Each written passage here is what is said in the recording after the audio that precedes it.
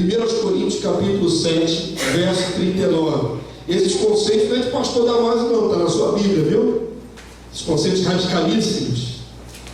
1 Coríntios 7, 39. Palavra que hoje até lemos ela e vamos ler novamente. Vamos lá? Dá para você ler daí? Ou então na apostila? Vocês ganharam a apostila? Ganhou? 1 Coríntios 7, 39. A mulher está ligada enquanto vive o marido. Contudo, se falecer o marido, fica livre para casar com quem quiser, mas somente o Senhor. Está falando aí do segundo casamento, não por adultério, tá certo? É um casamento que a chance de casar de novo porque ficou viúva ou viúvo. Mesmo assim, tem aquela palavra de Paulo aí que não deviam casar. É ruim, né? Difícil a mulher, uma moça, né, que ficou viúva na flor da idade, se guardar para o resto da vida. Difícil. Mas está na palavra de Deus. Vamos avançar, vamos ver esse segundo casamento. Vamos recapitular algumas coisas. Vamos lá, faça para mim, por favor. Nem todo segundo casamento é lícito diante de Deus. Se no primeiro casamento o divórcio não aconteceu por causa de traição. Lembrem-se, casamento é indissolúvel, é inexpugnável, não dá para fugir dele, uma vez consumado, tá certo? Mas pessoas querem casar de novo, mesmo que tenham se separado por motivos banais, ou até por motivos sérios, porque não estava se entendendo. É o que nós estamos falando aqui, por exemplo, no meio evangélico. Chega um monte de gente na igreja que já está no segundo, no terceiro relacionamento. E aí, como é que é? Uma pequena análise do histórico, você vê que está errado. E agora, como é que fica? Não há segundo casamento para quem rompeu o primeiro casamento sem ser por adultério. E só pode casar a parte que sofreu o adultério, não a outra. Essa é a grande dificuldade desse ponto. Mateus capítulo 5, verso 31. Jesus diz: também foi dito, aquele que repudiar sua mulher, dê-lhe carta de divórcio. Eu, porém, vos digo, que é isso que importa para a gente, o que Jesus disse: qualquer que repudiar sua mulher, exceto em caso de relações sexuais ilícitas, palavra grega pornéia, que envolve uma série de relações sexuais ilícitas, a expõe a tornar-se adúltera, e aquele que casar com a repudiada comete adultério. Aqui tem um ponto sério. O casal rompeu o casamento sem nenhum dos dois trair um ao outro. Não dá mais e romperam. Tá certo? Partiram cada um dos dois para uma nova relação. Essas relações, segundo Jesus, é adultério. Porque o casamento não foi rompido pela cláusula de exceção, que é a porém. Aí, meu amado irmão, a pessoa constitui uma nova família, está no segundo casamento, feliz da vida, tranquilona, chega na igreja, lê a Bíblia. E como é que fica o caso dela? Está lá, está escrito, não tem para onde fugir. Está certo? Porque não rompeu o primeiro casamento, não foi vítima de adultério, não podia ter rompido o casamento. Essa segunda relação é ilícita.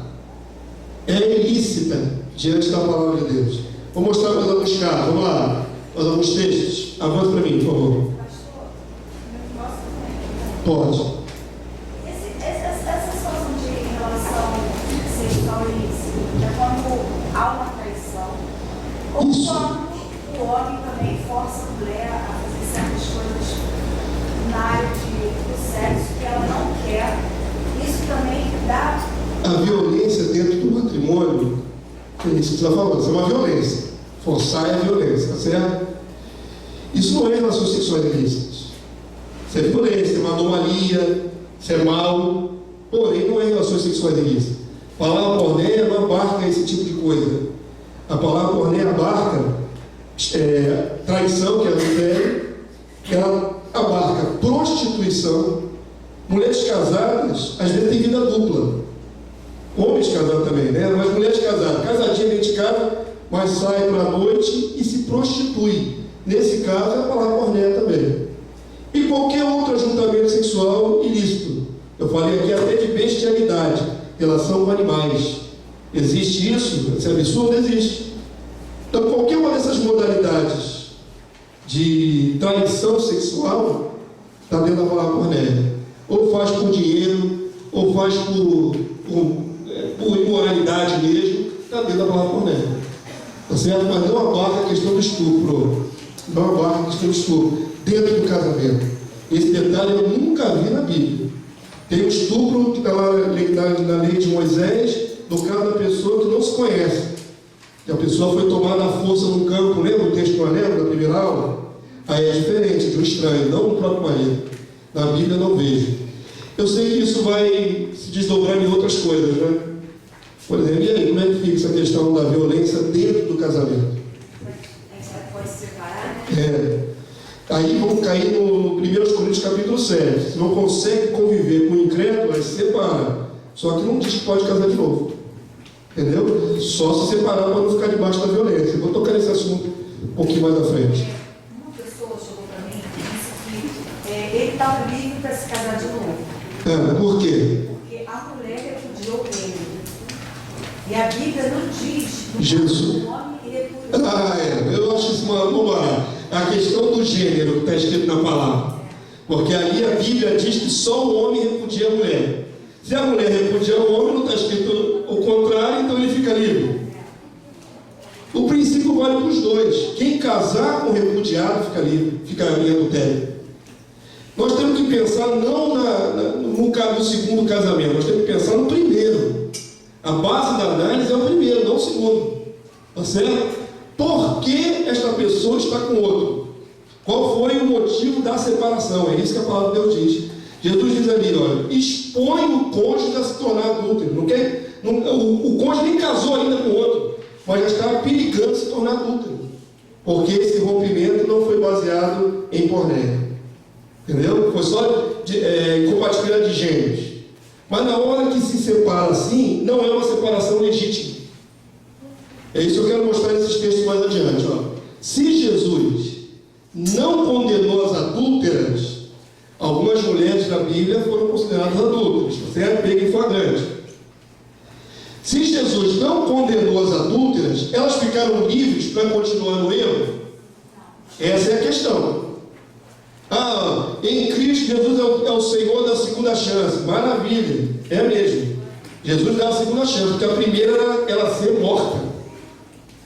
Se fosse pela premissa da lei, seria morta, apedrejada.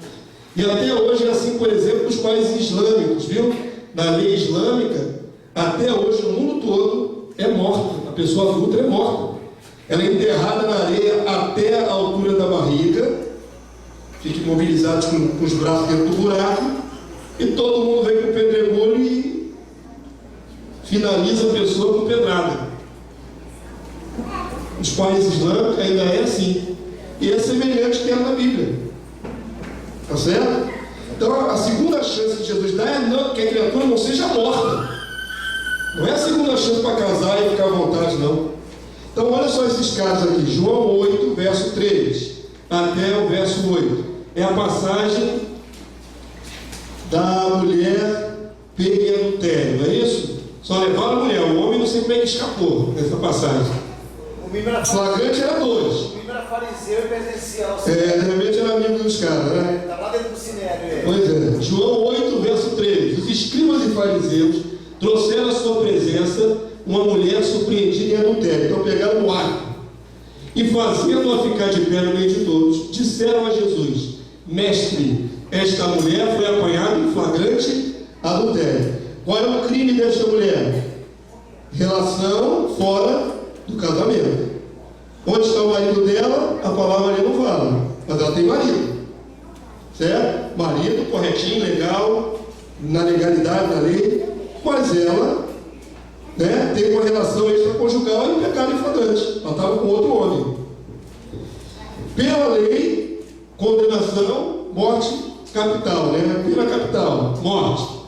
E na lei nos mandou Moisés que tais mulheres sejam apedrejadas. Não é para ficar só tonta, não, é para matar, viu? É dar uma pedradinha e acabou, não. É para matar. Tu, pois, o que dizes? Isso diziam eles, tentando para ter de que o acusar. Mas Jesus, inclinando-se, escrevia na terra com o dedo. Ninguém sabe que Jesus estava rabiscando com o dedo. Jesus estava ali, metendo. Alguns dizem que Jesus estava escrevendo o nome dos camaradas que estavam ali em volta. Fulano, traindo fulana, O que Jesus escreveu na areia, ninguém sabe, tá bom? Como insistisse na pergunta, Jesus continuou, ao ouvir os camaradas, continuou ali. Eles continuaram falando, mas Jesus teve que dar uma posição. Como insistisse na pergunta, se levantou e lhes disse: aquele que dentre vós estiver sem pecado, seja o primeiro que atire a pedra. Jesus não disse que não podia matar ela. Isso é uma coisa importante de pensar. Jesus não falou que não podia dar uma pedrada nela. Ele só falou que tinha que estar em condições de santidade para fazer isso. Como todo mundo ali em volta era um pecador terrível, eles logo caíram em si que não dava para executar a justiça divina. E se tivesse gente ali santificada, sabe? Tinha dado pedrada nela. O único que podia dar uma pedrada nela era Jesus. Ele podia dar uma pedrada nela. Certo? E tornando a inclinar-se, continuou a escrever no chão. É interessante. Estava escrevendo, respondeu os camaradas de pé e se agachou de novo e continuou escrevendo. Está nem aí para a cara deles. Já dei minha resposta. Faça o que vocês quiserem. É isso? Avança para mim o resto do texto. Mas ouvindo eles esta resposta e acusados, pela própria consciência, todo mundo ali cheio de pecado, querendo ser justo, querendo ser santo, foram se retirando um por um, a começar pelos mais velhos até os últimos, ficando só Jesus e a mulher onde ela estava. Então Jesus ficou só vendo o desfecho. Vamos ver se esses camaradas vão ter coragem de atracar essa mulher. Vamos ver. Foi todo mundo dispersando, foi todo mundo embora. Ele estava com a pedra já prontinha para dar uma pedrada, largou a pedra e saiu fora. Aí o texto diz assim no verso 10: erguendo-se Jesus e não vendo ninguém, depois saiu todo mundo, ninguém mais além da mulher, perguntou-lhe: mulher, onde estão aqueles teus acusadores? Ninguém te condenou? Respondeu ela: ninguém, Senhor. Então lhe disse Jesus: nem eu tampouco lhe condeno. Eu poderia condenar, mas não condeno. Vai, e qual é a ordem de Jesus? Não peques mais. Você escapou da morte agora, mas se vier a fazer de novo, ainda mais naquele contexto, qual seria o desfecho para ela? Morte. Tá certo? Segunda vez não ia ter. Já deu a segunda chance de vida para ela. Verso 18 do capítulo 4 de João. Outra passagem que Jesus encontrou a mulher nas condições de adultério. Você é uma mulher em adultério. E aí aquela conversa da samaritana na beira do poço, não é? Jesus, no meio da conversa tão espiritual, ela perguntando, onde que nós vamos adorar? É aqui ou em Gerezim? Os judeus dizem que é em Jerusalém, nós achamos que é Gerezim. A conversa estava a altíssimo nível com aquela mulher. Aí Jesus dá uma parada e introduz um assunto que ela nem esperava. Cadê teu marido? Como é que Jesus mudou de assunto assim? Para que ele mudou de assunto assim? Eu quero que vocês entendam que Jesus, apesar de perdoar, de não matar, de não condenar, ele não ignorou o estado errado daquelas pessoas. Tá certo? Ele não ignorou. Tanto é que ele introduz essa pergunta para a mulher samaritana, porque já sabia qual era a resposta. Na sua capacidade de onisciência, ele sabia perfeitamente que ela estava em adultério. Ele pergunta assim, ele afirma assim: porque 5 maridos já tiveste. Na lei dos judeus podia ter 5 maridos, só se fosse viúvas 4 vezes, só se ela tivesse casado, viuvado, casado depois de novo, viuvou, casou de novo. Mas não era o caso. Então, você teve 5 companheiros que você chama de marido, e esse que agora tens não é teu marido. Isto disseste com verdade, certo? Esse último companheiro seu, 6º relacionamento, ela teve 5 e esse é o outro. Esse seu 6º relacionamento não é lícito, não é teu marido. Eu não endosso, é isso que eu quero que vocês entendam. Jesus não endossa o fato dela estar no sexto companheiro.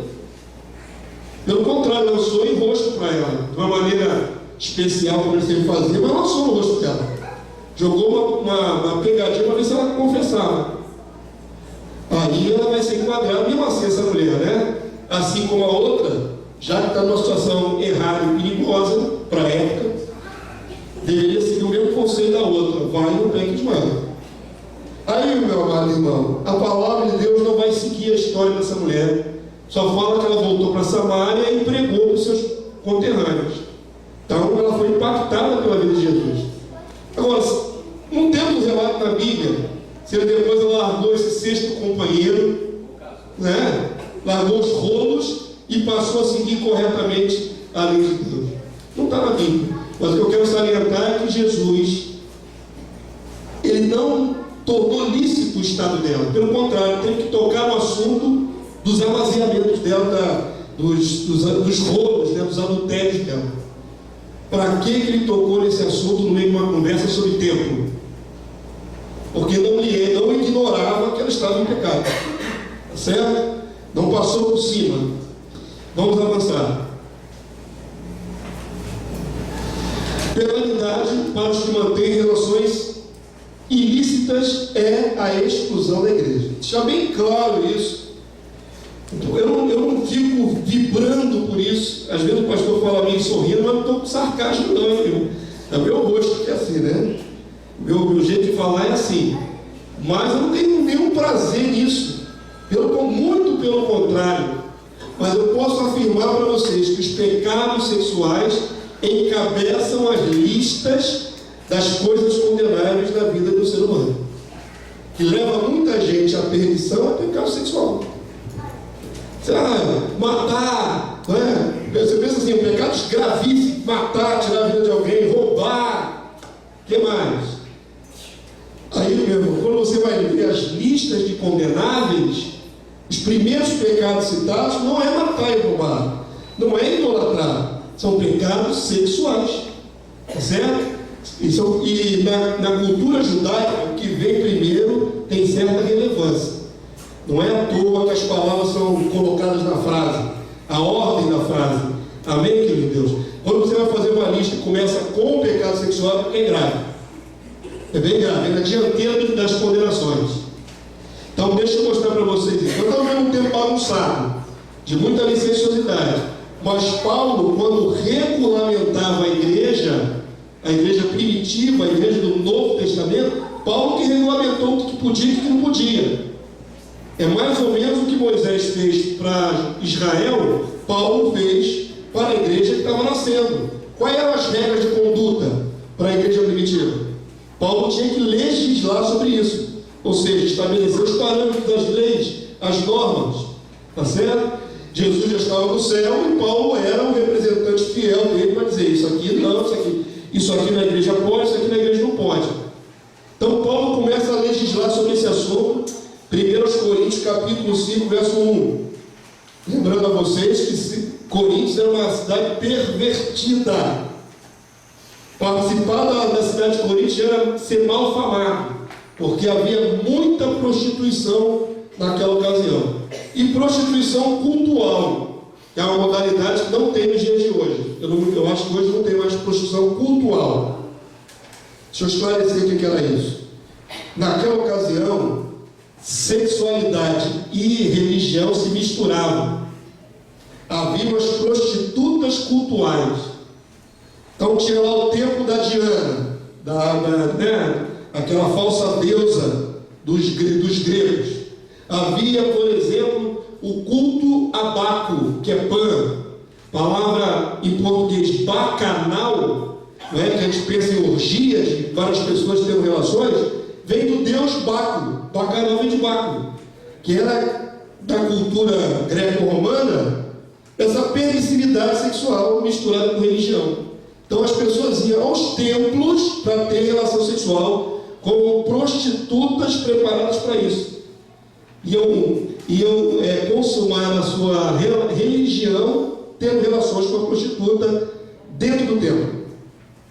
Isso acontecia em toda a sociedade naquela época e principalmente na cidade dos Coríntios. Inclusive o o senhor falou que mostrou aqui na EBD que tinha até as moedas, né? Tinha. Umas figuras. Eu acho isso terrível, mas tinha. Modalidade da prostituta. Existiam moedas para pagar as prostitutas no tempo bíblico. Cada moeda era cunhada com um desenho de uma posição sexual que o freguês queria. Então já levava a moeda certa. As moedas têm nome, elas existem, arqueologicamente acharam as moedas, que era o dinheiro para pagar a prostituição. Se fosse no dia de hoje, teria que ver as moedas com prostituição impressa, né? É mais ou menos isso, com pornografia impressa. Naquela época tinha moeda cunhada para a prostituição. E como na cabeça de alguns era fazer um sacrifício, vou sacrificar a deusa, eu vou lá ter relações sexuais com uma prostituta lá dentro do santuário. É assim que pensava-se naquela época.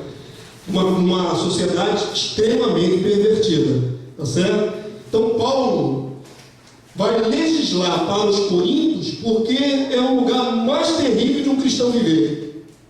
De todas as localidades daquela época, viver ali na cidade de Corinto era difícil. Aqui no Brasil, aqui a gente não tem muitos assim, exemplos, né? Mas, por exemplo, eu não conheço, mas sei de reportagens e outras coisas mais, que a força do meretrício tem muita coisa ali em Manaus, né? Na cidade de Manaus. Eu não tenho ciência 100%, mas eu acho que tem muita prostituição lá em Manaus. É um lugar que é bem falado, né? Belém também tem muita prostituição. Os turistas sexuais que vêm do mundo todo já vão procurar esses lugares específicos. Fortaleza também, né? O litoral nordestino quase todo. Não é isso? E aqui nas estradas também no interior, os caminhoneiros, as rotas dos caminhoneiros passam por várias zonas de meretrício. E normalmente de meninas bem jovenzinhas, bem novinhas ainda, elas servem sexualmente esses caminhoneiros em lugares específicos dentro do Brasil. Tá certo? Então existem localidades onde a prostituição reina. E Coríntio era assim, um lugar onde a prostituição reinava. Paulo então tem que ajudar os irmãozinhos de Corinto a terem parâmetros de santidade, porque senão a igreja se prostitui toda ela, porque estava acostumada com aquele ritmo.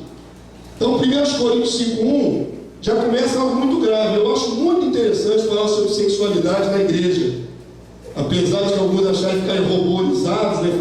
ficam roxos, ficam vermelhos. Queridos, há 2000 anos atrás, Paulo escreveu uma carta e abriu o verbo. E a carta era lida em público na igreja, há 2000 anos atrás. Não pode falar dessas coisas. Não falar é pior. Não falar é pior. Se deixar no oculto é pior. Há 2000 anos atrás, Paulo fala: olha, tem homem aí tendo relação sexual com a madrasta na igreja, membro da igreja. Não é isso que está escrito ali? 1 Coríntios 5:1 diz assim: geralmente se ouve que há entre vós, no meio da igreja de Corinto, os irmãozinhos que se converteram lá em Corinto, imoralidade, e imoralidade tal. Paulo está botando bastante superlativos, né? Aumentando cada vez mais, como nem mesmo entre os gentios. Vamos pensar, se a sociedade greco-romana já era muito pervertida, e Paulo está dizendo: os que estão dentro da igreja estão pior do que os de fora. Misericórdia! Como é que estavam os irmãos de Corinto, meu Deus? Como é que era esse povo dentro da igreja, meu Deus? Se eles eram piores do que os perdidos de fora.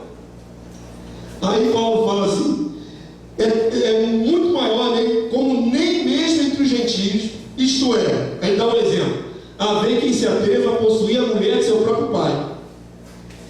Não creio que ele sugira incesto, tá certo? Porque não fala sua própria mãe, fala mulher de seu pai, tá certo? Madrasta. Não importa, de qualquer forma é perversidade, certo? A palavra de Deus regula claramente as relações entre parentes próximos. Mas dentro da igreja dos Coríntios tinha gente fornicando com a própria madrasta. E Paulo escancara isso numa carta pública, que deveria ser lida em todas as igrejas da Ásia. Aí ele diz assim: e contudo, andais vós ensoberbecidos, tranquilão, na igreja, e não chegaste a lamentar, para que fosse tirado do vosso meio quem tal ultraje praticou. Então, o que eu quero mostrar aqui é que pecado sexual exclui do corpo de Cristo, exclui da igreja. Quando vocês tinham que ter vergonha e mandar esse cidadão embora. Aí ele segue dizendo: eu, na verdade, ainda que ausente em pessoa, faltava distante, mas presente em espírito, e está consumido por esse relato, o que está acontecendo naquela igreja. Já, o que diz aqui a palavra? Sentenciei, já emiti a sentença.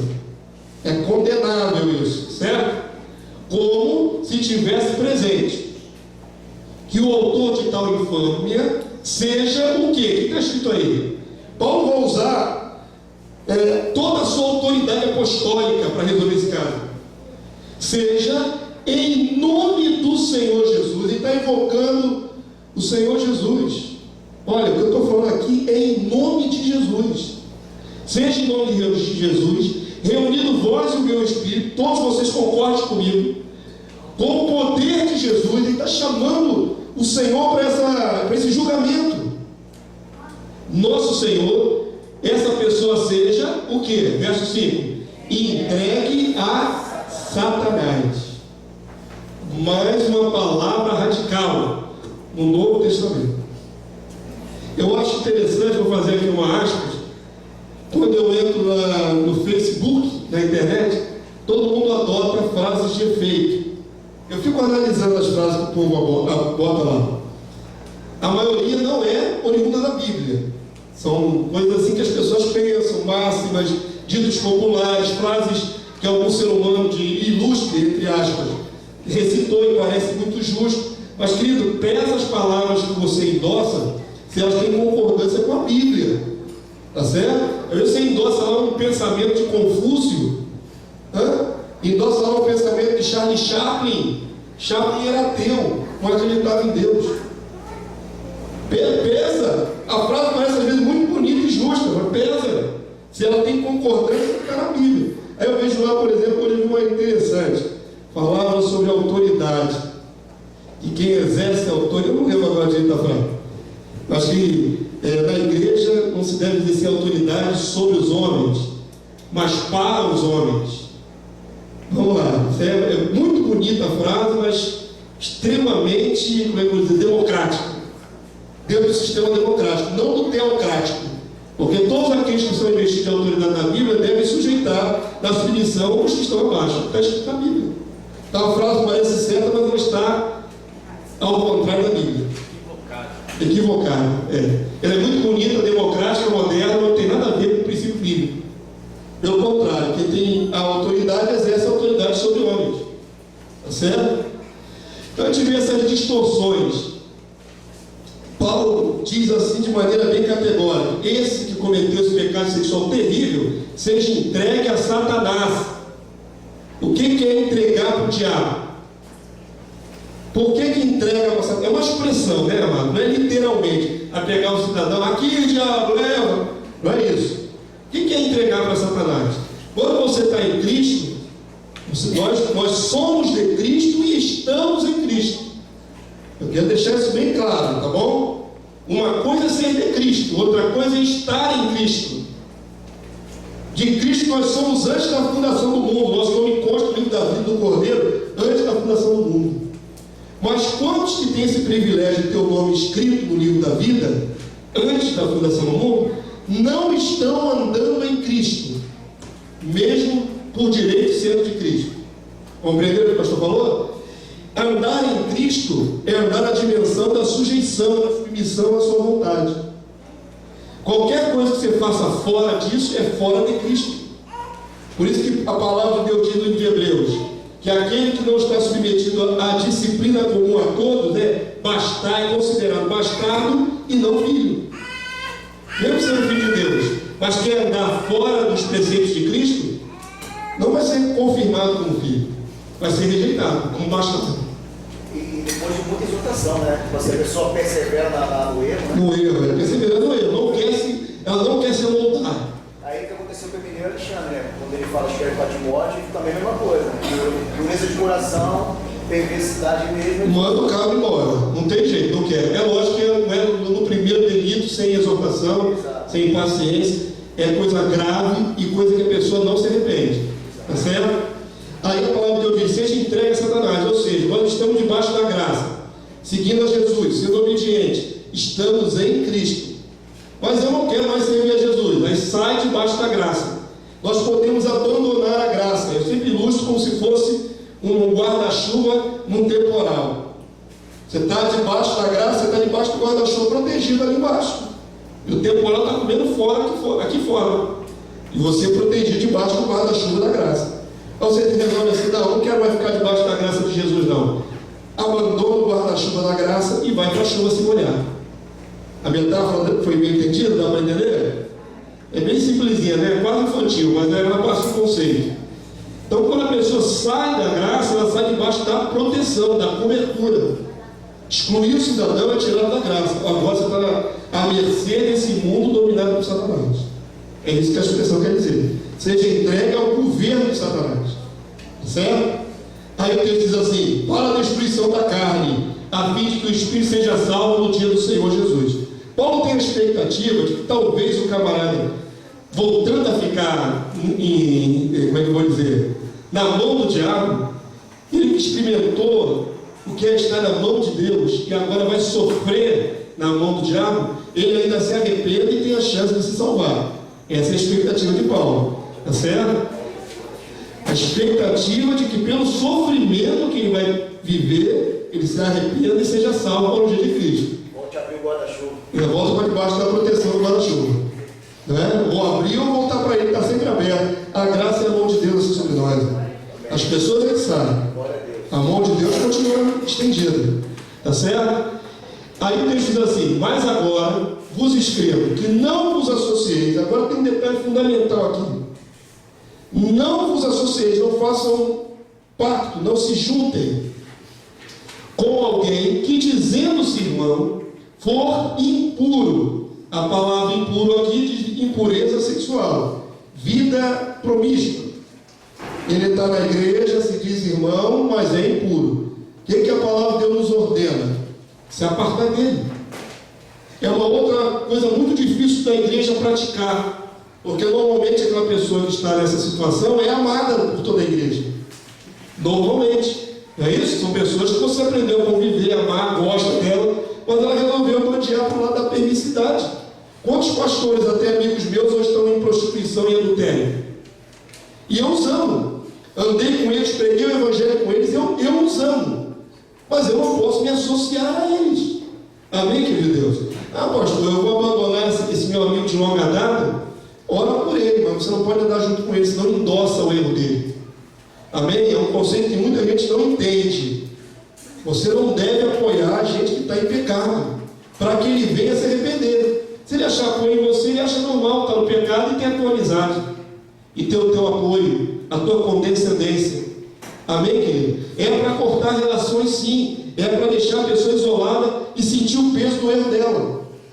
Eu acho isso muito significativo. Eu, pastor Damar, podem me censurar à vontade, mas tem pessoas que eu amo, porém não me relaciono, porque ela está em pecado. Se ela quiser vir falar comigo, eu vou contratá-la normalmente, tá certo? Mas eu não tenho que andar com ela, eu não tenho que ficar de mão dada com ela, porque ela está em erro, senão eu estou apoiando o erro dela. Eu prefiro me distanciar biblicamente, não perdi o afeto, nem o amor, nem a consideração, só não posso endossar o erro dela. Ah, eis aqui minha nova patroa, né? Vem com o seu adultério e espera que eu faça o quê? Que eu bata palmas?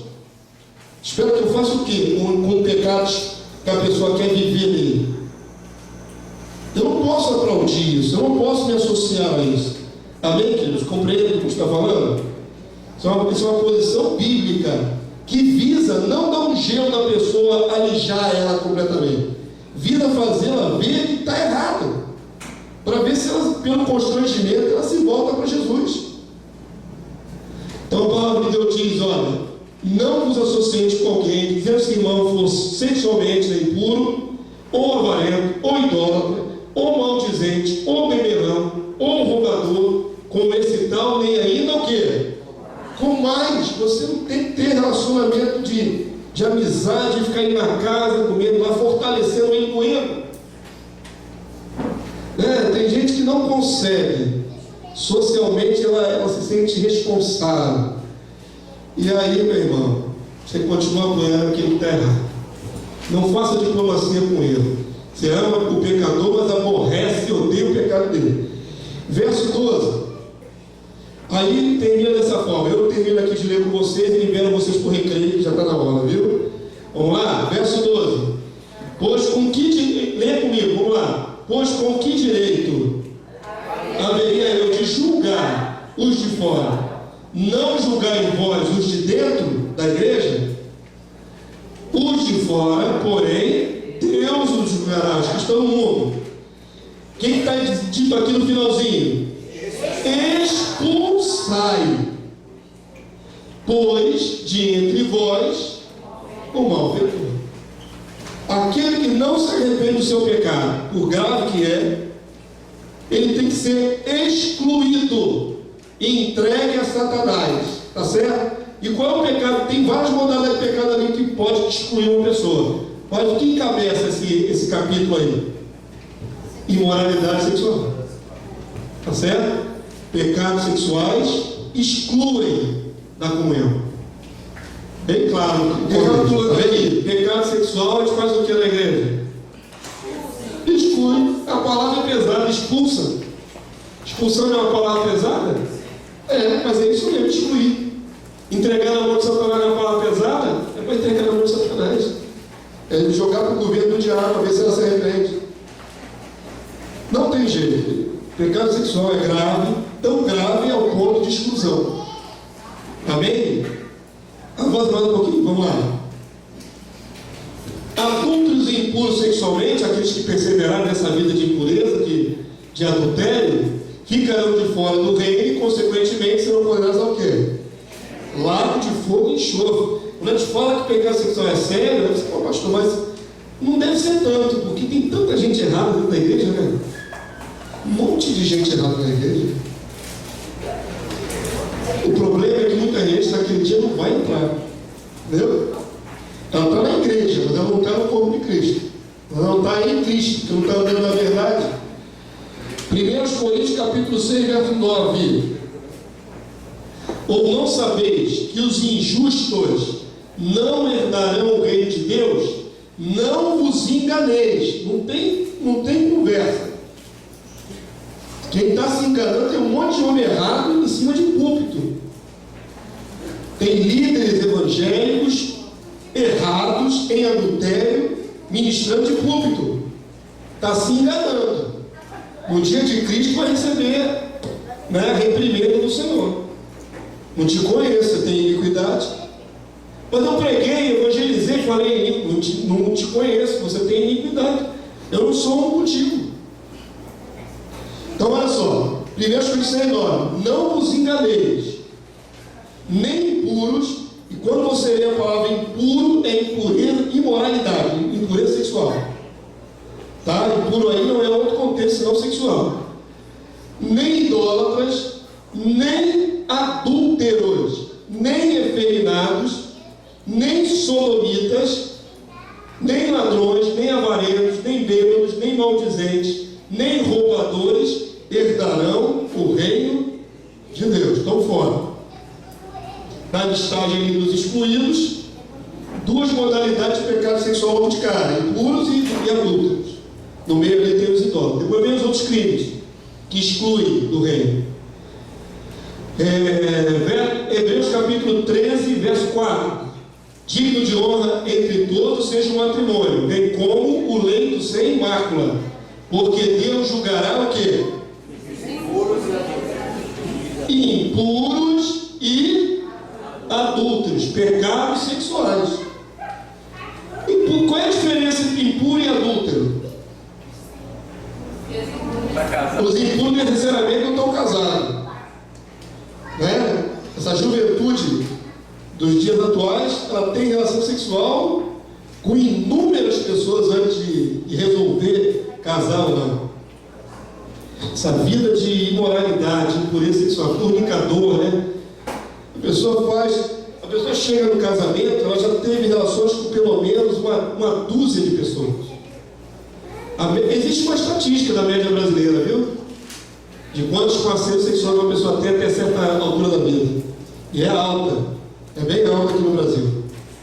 Então, antigamente não era assim. É aquela velha questão da cultura, da degeneração moral. Antigamente a pessoa chegava até o casamento virgem, ou quase isso. Como é que pode ser quase virgem? Não é? Mas, com pouca rodagem, digamos assim. Com poucas experiências. Hoje ela já chega depois de ter passado por dezenas de experiências. Bem misturada emocionalmente. Interessante, cada dia que passa aparece uma reportagem que reforça o nosso estudo. Hoje tinha na internet um estudo sobre os danos psicológicos de pessoas que têm vários parceiros sexuais. O próprio mundo estuda isso o tempo todo. Eu estava lá uma reportagem assim, os danos psicológicos, não é evangélico não, é do mundo, esse estudo.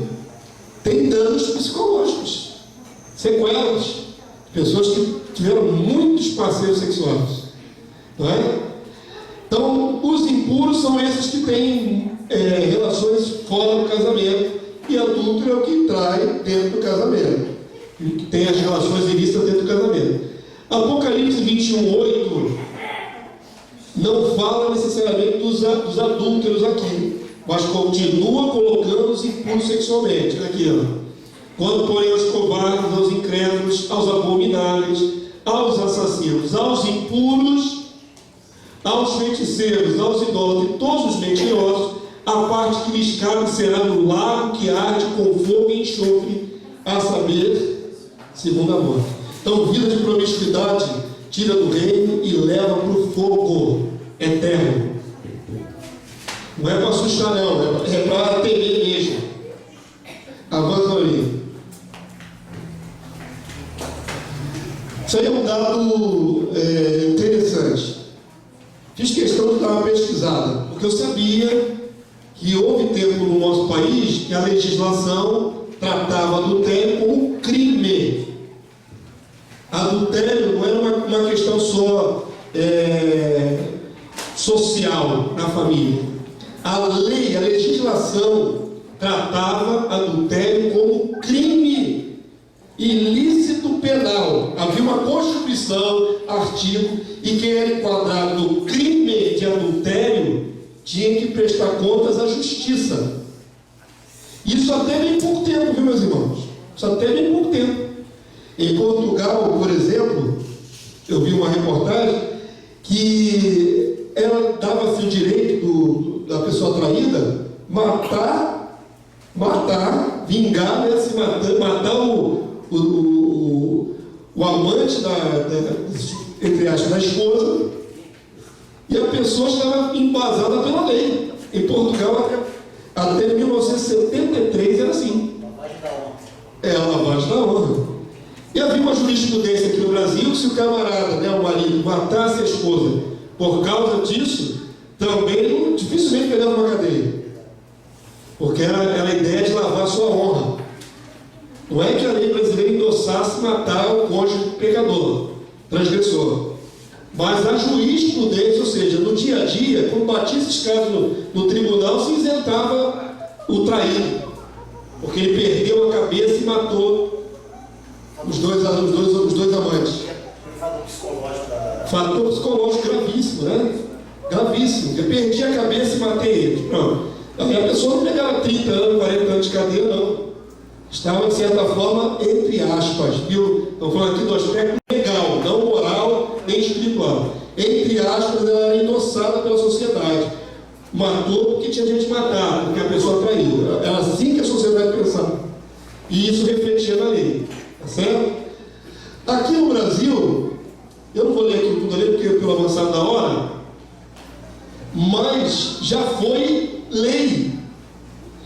Até até 2005, só no ano de 2005, ou seja, quantos anos atrás? 9 anos. 9 anos atrás, somente há 9 anos atrás, a adultério deixou de ser crime no Brasil. Em 2004, era crime. Ainda era crime. previsto na lei, na legislação. Somente em 2005 o artigo de lei foi mudado. Eu vou ler um trechinho ali. Na atualidade, adultério não configura mais crime sob o ponto de vista penal, conforme veremos a seguir. Para tanto, inicialmente devemos distinguir entre violação do direito civil, denominado de ilícito civil, e a violação do direito penal, denominado ilícito penal. O ilícito penal, ou seja, a prática de um crime, gera responsabilidade penal e pressupõe a ocorrência de dano social, podendo acarretar prisão. Então, na lei, adultério poderia levar a pessoa a responder como crime e tomar cadeia. Aí o texto diz assim, acarretar a prisão. Por outro lado, o ilícito civil, que acarreta a responsabilidade civil, requer a existência do chamado dano privado, isto é, do dano moral ou material à pessoa do atingido, do ofendido. O adultério configurava dano social, antes de mudar a lei, pelo artigo 240 do Código Penal. Então, até 2005, no nosso país, adultério era crime. Amém?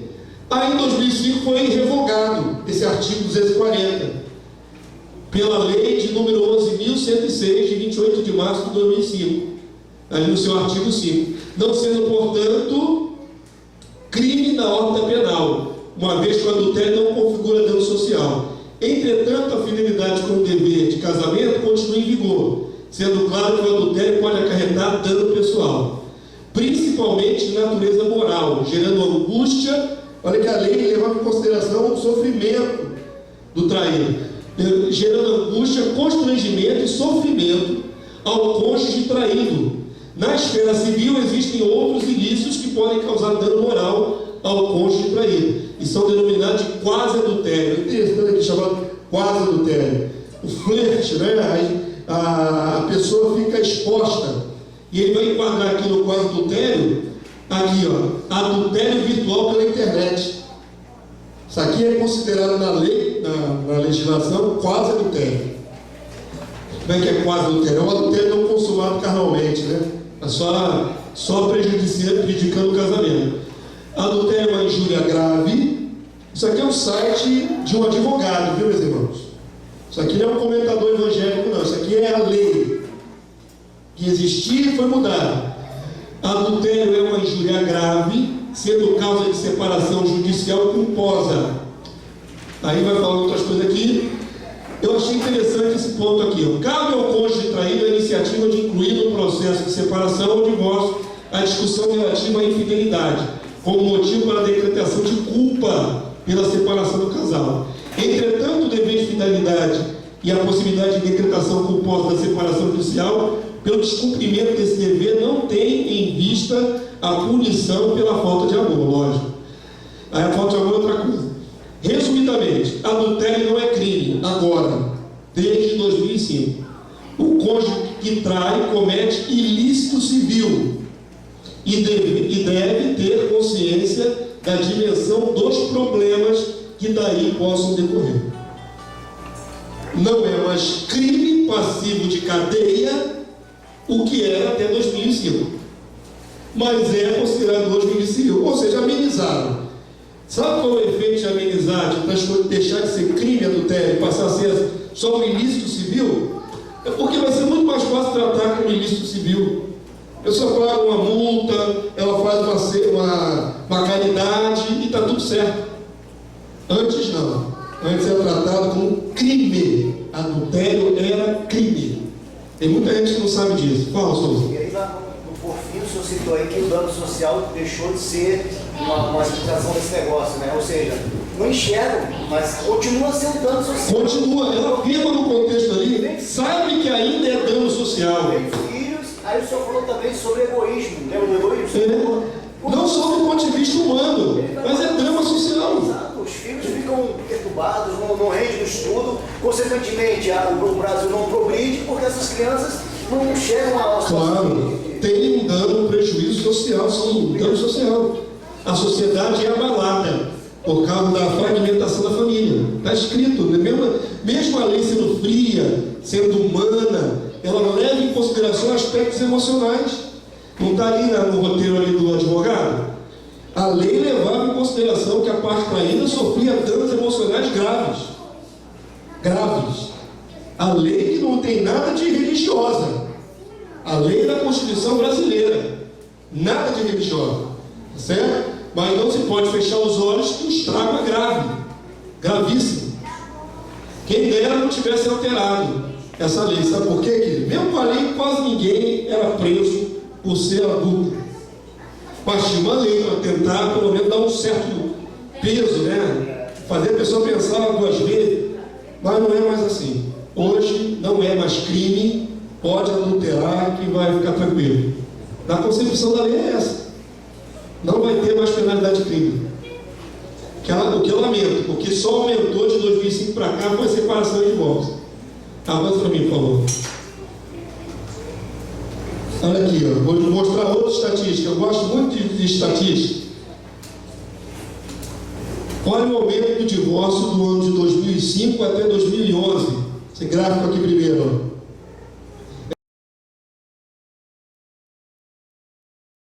É interessante que quem fez esse gráfico fez a seguinte pergunta: você tem divorciados em sua família?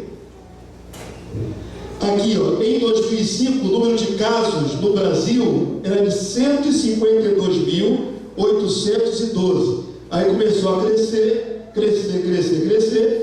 6 anos depois, em 2011, já tinha multiplicado para 351.153. Em 6 anos, basicamente o quê? Mais que dobrou.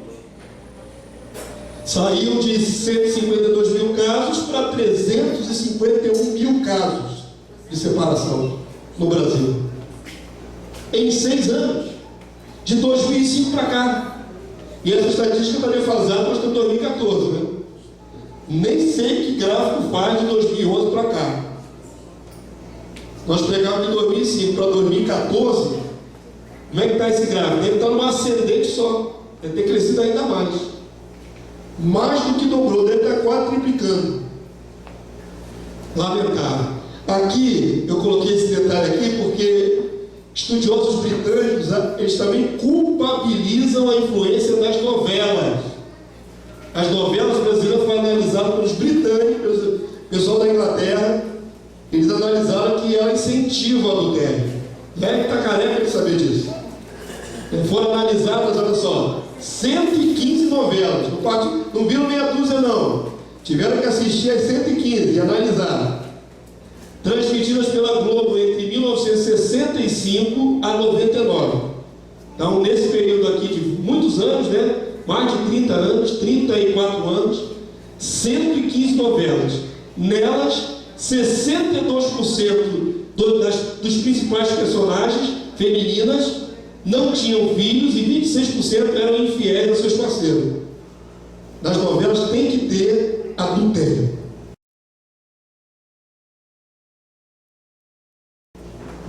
Todas as novelas, desde 60 e pouco, tem que ter adultério.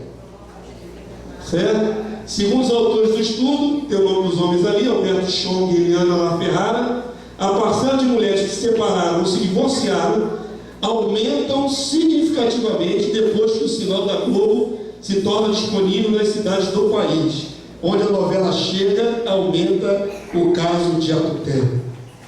Isso é uma pesquisa britânica, não tem nada a ver com o evangélico sendo preconceituoso, né, sendo tendencioso. Uma pesquisa de análise de vários anos.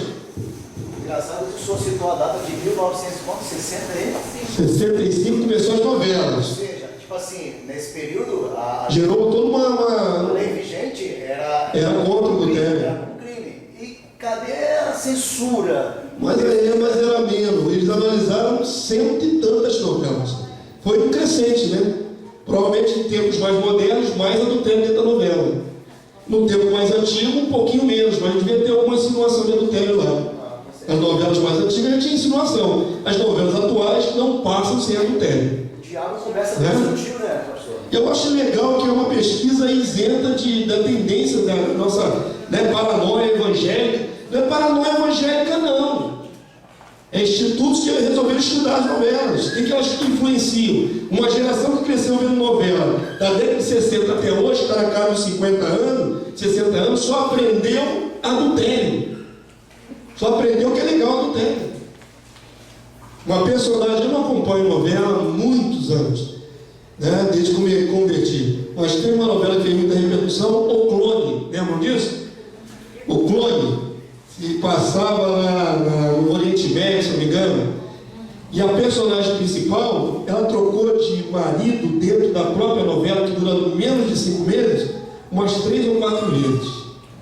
No período que a novela ficou no ar, ela trocou de parceiro, a principal, é a Jade, né? Quem viu essa novela aí? Confere, né? A Jade trocou de parceiro dentro do período da novela 3 vezes. 3 vezes. Aí ela sabe, viu? Acompanhava ali na Contigo, o Tititi na Contigo. O que a novela influencia na sociedade? O povo brasileiro é noveleiro, gosta de ver novela. O padrão que ela imprime para as novas meninas é que adultério é legal. Vamos trocar de parceiros. Estava vendo por início ali, algum pai postou na internet. As meninas hoje, por causa dessas câmeras no próprio celular, hoje todo mundo faz filme caseiro, não é isso? Porque todo celular tem câmera.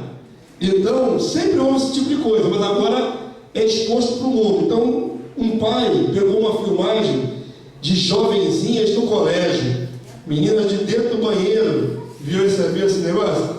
As meninas dentro do banheiro do colégio, você pensa, estavam fumando escondido? Não, estavam se beijando na boca dentro do colégio e filmando. Mocinhas de mais ou menos 15 anos, 16, achando bonito, interessante. Aí havia um rodízio entre elas. Uma beijava, mudava a coleguinha e a outra beijava na boca também, e ficaram ali fazendo aquilo, achando muito engraçado, muito interessante, fazendo aquela filmagem, e depois postaram na internet. 2009. Aí, artistas do calibre da Daniela Mercury, que é expressão nacional, resolve se casar com outra mulher. O que passa na cabeça das menininhas jovenzinhas que ainda não se formaram nem como pessoa e nem moralmente? Que é legal. Se a minha ídola, eu vejo essa mulher como uma pessoa tão importante, ela tem uma esposa, por que eu não posso também ter um relacionamento homossexual? A influência é muito forte, tá certo? Lamento pela geração desse tempo. Lamento muito.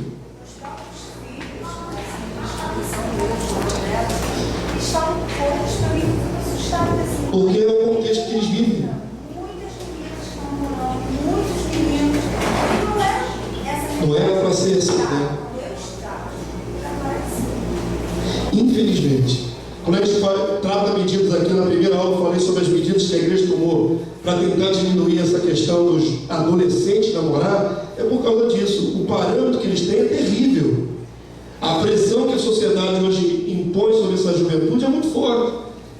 E eles ficam descontextualizados e se sentem excluídos daquele convívio social porque são diferentes. Ser cristão jovem nos dias de hoje é muito difícil. Eu tenho certeza que eles sofrem mais. Na minha época não tinha isso. Um dos meus jovens aqui falou que no colégio dele, a diretora mandou construir um terceiro banheiro. Tinha dos meninos, das meninas, e ela mandou construir um no meio para os homossexuais.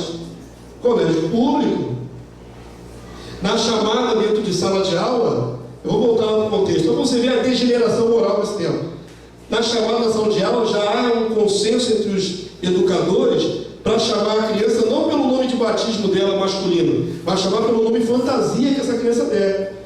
Então, se o garoto nasceu é Marcos, é João, mas ele quer se chamar Lili, ele na hora da chamada, a professora tem que chamar Lili. Vocês estão achando engraçado? São absurdos. É assim que seus filhos convivem com isso. Os filhos de vocês convivem com essa anomalia, com essa promiscuidade toda. Podem se fantasiar, podem se, igual um drag queen para dentro da igreja e fica por isso que é um travesti. E a sociedade não pode fazer nada, porque ela está aceitando. E quem for contra é homofóbico e ainda bobear, daqui a pouco vai ser preso.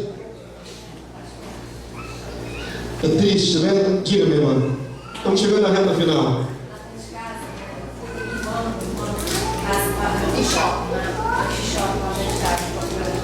Aí deu um quiosque, né? Pela mini, fez maquiagem.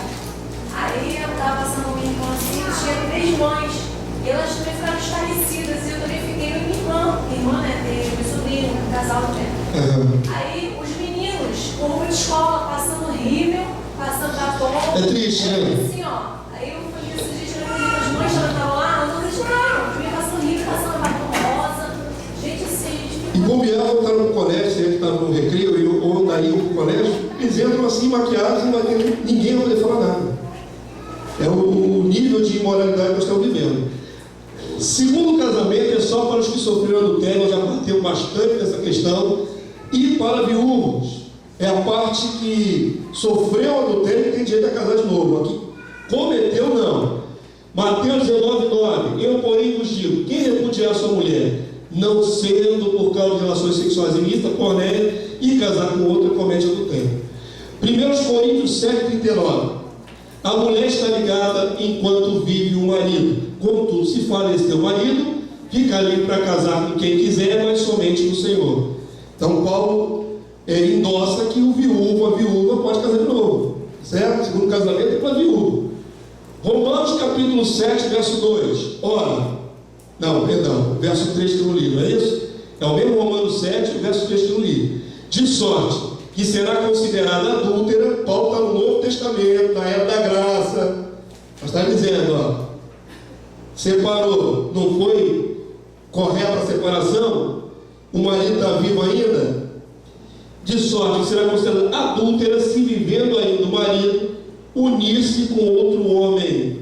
Porém, se morrer o marido, estará livre da lei e não será adúltera se contrair novas núpcias. Aí há um questionamento de alguns: que lei é essa? É a lei de Moisés, que não vale mais para os cristãos? Por que Paulo falaria que a mulher está presa ao marido da lei de Moisés? Se ele sabia perfeitamente que nós estamos na liberdade da lei de Cristo. Paulo está falando da lei conjugal. Avança para mim, por favor. Concessão para se separar do cônjuge incrédulo quando houver violência, mas sem liberdade para casar novamente. É aqui que a maioria dos pastores e líderes evangélicos cometem um avanço daquilo que está escrito. O que está escrito na palavra de Deus, Paulo regulamenta, é que há possibilidade sim de uma pessoa que se converte a Jesus, estava casada, e a deixar esse marido incrédulo, só nos casos de extrema dificuldade. Mas esse texto não continua indo além do que está escrito, dizendo que depois disso que separou, pode casar de novo. Esse é o acréscimo que os pastores e líderes comentam, por lógica, por vontade de liberar, mas não porque esteja escrito. O texto vai parar ali, só se apartar. Não diz para casar novamente. Perceberam que o texto que fala de casar novamente no Senhor é para viúva e não para o separado porque o outro é incrédulo? Olha o texto como é que ele diz lá sobre isso. 1 Coríntios 7:10. Ora, aos casados ordeno não eu, mas o Senhor, que a mulher não se separe do marido. Aí vem um texto que não faz parte do original, está entre cochetas e parênteses. Se porém ela vier a separar-se, que não se case ou se reconcilie com seu marido, e que o marido não se aparte da sua mulher. Aos mais digo eu, não o Senhor: se algum irmão tem mulher incrédula e esta consente em morar com ele, não a abandone. E a mulher tem marido incrédulo e este consente em viver com ela, não deixe o marido. Então aqui é o caso do cristão cujo marido não se converteu, nem a esposa. Já estavam casados, são casados, mas só um está em Cristo.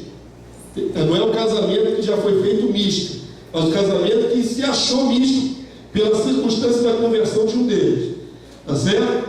Aí a palavra de Deus diz assim: não é para separar, porque o marido incrédulo é santificado no convívio da esposa, e a esposa incrédula é santificada no convívio do marido crente. De outra sorte, os vossos filhos seriam impuros, você é convertido, você veio a Jesus, vocês dois eram da bagunça, mas aí você veio a Cristo, então a sua esposa não veio, seu esposo não veio, como é que é a sua situação diante de Deus? Muitos pastores bloqueiam, não é? Filhas de Deus, mulheres, homens, porque estão numa situação que o ímpio, a parte ímpia, não quer casar. Ela não quer chegar num cartório e registrar nada, ela não quer ir debaixo de mão de pastor, de padre, de ninguém, para abençoar nada, e a irmã fica numa situação constrangedora, porque o marido não é incrédulo e não quer fazer nada, não quer legitimar nada. Apesar de que diante da lei brasileira é união estável, já está encrencada. Já está encrencada. Tá certo? Mas Paulo está falando isso há 2.000 anos atrás. Podia se separar em casos extremos. A ideia é que não se separem. Separado só em casos extremos. O texto segue dizendo: mas se o descrente quiser apartar-se, você se converteu a Jesus, não quero nada contigo. Né? Como alguns disseram aí, ou eu ou Jesus. E aí, como é que fica? Tchau e bênção. Eu fico com Jesus. Marido nenhum vale a perda da salvação. Esposa nenhuma vale a perda da tua salvação. Ou vale? Entre Jesus e o cônjuge, com quem você fica? Quem morreu na cruz para resgatar a tua alma? O cônjuge? Então não tem jeito, tem que escolher. Aí a palavra de Deus diz assim: se o descrente quiser apartar-se, separar, que se aparte, separe. E em tais casos não fica sujeito à servidão nem o irmão, nem a irmã, para os dois lados. Deus nos tem chamado a paz. Por que está falando de paz no contexto do casamento? Essa separação é para que mantenha a paz. Pressupõe que o negócio está difícil. Dentro do mesmo teto não tem condições. Exatamente. Que não é crente, não quer viver com a pessoa. Não quer viver e pode acontecer vários tipos de violência. Tá certo? Violência não é só física, é verbal. Imagina a pessoa oprimindo a outra o tempo todo por causa da sua religião. E não consegue mais conviver no mesmo lado, ao ponto de querer sair de casa. Tá certo? Então aí há uma pressão violenta contra o crente. Vamos finalizar. Avança aí o último aí, varão. Eu deixei esse texto aqui para a reflexão final, tá bom? Lucas, capítulo 13, verso 23. Fiquem de pé, por favor, nós vamos ler e vamos terminar. Vamos abençoar a vida de vocês. Paulo fala naquele texto que nós não lemos até o final: como sabe o marido salvará a sua esposa? Como sabe a esposa salvar o teu marido? Nem ficar com a pessoa com pretexto de salvação, Paulo não dá essa chance. Não, pastor, eu tenho que ficar com a minha esposa para tentar salvá-la. Nem isso. Está embarreirando você servir a Jesus e quer ir embora? Vai. Eu vou ficar com Jesus. Certo? E sinto muito, perdi minha esposa, mas fiquei com Jesus. Continua orando. Jesus não me garantiu que ele ia se converter. Jesus não me garantiu que ela iria se converter. E eu fechei com Jesus. O meu pacto é com Jesus. Tá certo? Lucas capítulo 13, verso 23. E alguém lhe perguntou: Senhor, são poucos os que são salvos? É fácil ou é difícil entrar na salvação? Respondeu-lhes: esforçai-vos por entrar pela porta estreita, porque eu vos digo que muitos procurarão entrar e não poderão. Não é que não querem, mas não pode. Quando o dono da casa se tiver levantado e fechado a porta, e vós do lado de fora começardes a bater dizendo: Senhor, abre-nos a porta, ele vos responderá: não sei de onde sois. Então direis: comíamos e bebíamos da tua presença e ensinava em nossas ruas. Mas ele vos dirá: não sei onde vós sois, apartai-vos de mim, vós todos os que praticais iniquidade. Então é uma questão de temor, tá certo? Você quer ser feliz a despeito do que está escrito na Bíblia? Tá bom, faça um evangelho fictício para você, amoldado ao teu gosto, à tua felicidade. Mas naquele dia tu vai encarar o rei e ele vai dizer para você: ou bendito de meu pai, ou apartai-vos de mim, maldito. É você que escolhe, tá certo? Sempre vai ser essa escolha. no final vai ter que encarar o rei, julgará vivos e mortos. E aí, valeu a pena perder a Jesus e ficar com o cônjuge e ir junto com ele para a condenação? Vale a pena? Essa é a questão que nós temos que pensar. Amém, queridos de Deus? Agradeço a Deus pela oportunidade nessa noite de fechar esse estudo. Se Deus quiser que essa palavra possa edificar outras vidas, as discussões que nós levantamos aqui façam com que muitos reflitam na sua situação errada, porque casamento é um negócio muito sério, foi Deus que estabeleceu. Nós precisamos honrar os casamentos. Amém, Deus de Deus? E brilhar a nossa luz diante dessa geração perversa e corrompida nós estamos vivendo, para que alguns se arrependam e abram mão do pecado, porque Jesus está muito próximo. Jesus volta breve. Amém, Deus de Deus? Temos que temer. Perder a salvação não vale a pena. Amém? Vamos orar, vamos pedir a Deus sua graça. Pai Santo, muito obrigado pela tua ministração nos nossos corações, porque foi o Senhor que ministrou a tua palavra a nós. Nós te agradecemos pelo entendimento que o Senhor nos dá pelo seu Espírito, e nós te suplicamos a tua misericórdia sobre todos aqueles que nesse tempo tão difícil, o tempo do fim, se encontram em situações irregulares, dentro e fora do corpo de Cristo. Nós te pedimos, Deus, dá graça a esse povo, trabalha nos corações, meu Deus. Só o Senhor, pelo seu Espírito, pode convencer o homem do pecado, da justiça e do juízo.